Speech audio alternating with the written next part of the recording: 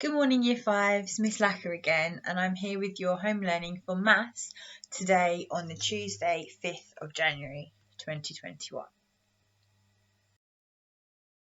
To start off with, we will be recapping everything we've learned about multiplying fractions by an integer. And I know we spent a lot of time on this last term before Christmas at school, going over this in a lot of detail, and I know that so many of you are confident in this. So this is just a recap, just to remind ourselves and refresh our memories on exactly how to do these calculations. So to recap, what is a unit fraction? What is a non-unit fraction? And what is an integer?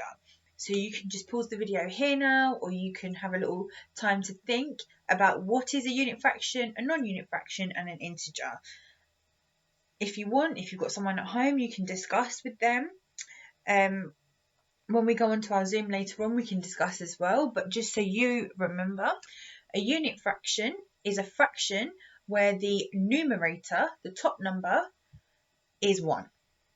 A non-unit fraction is where the numerator is another number that's not 1. So if you look at the bottom there, we've got a half. That's a unit fraction because we've got 1 at the top. And then we've got 3/4, which is a non-unit fraction because it's got 3 as the numerator. And an integer is a whole number.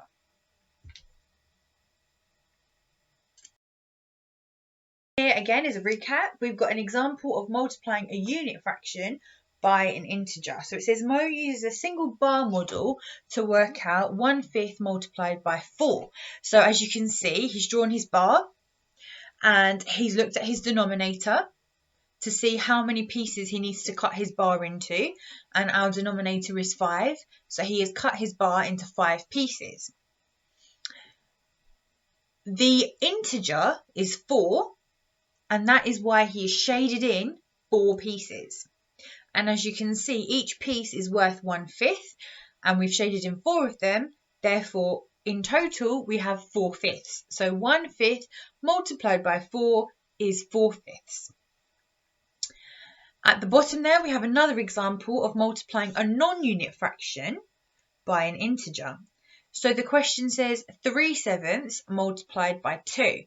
And if you remember back, especially Emerald class will remember this, when we used to do our models, we tried to find different ways to represent our bar. So it wasn't always a long bar. We did circles as well. So as you can see here, we've got 2 circles, and each circle, or you could have drawn it as a bar if you wanted to, would have been split into 7 pieces because our denominator is 7.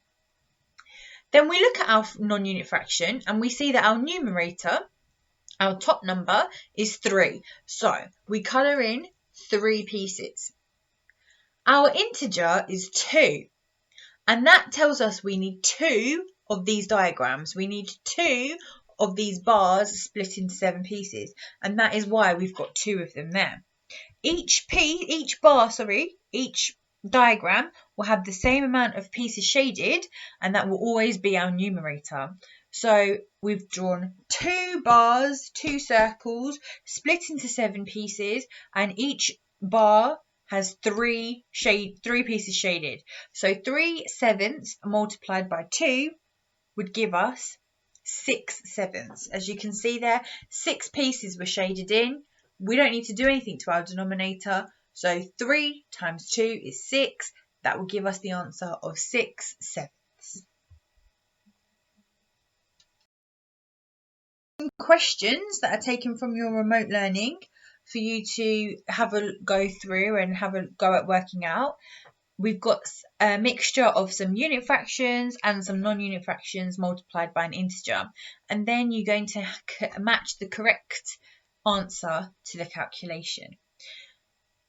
I hope that you'll all be able to get on with this without any problems, but as always, if you do have any questions, if you do have anything you need help with, be sure to join our Zoom later on, and I will answer all your questions then. I can even go through some more examples there with you.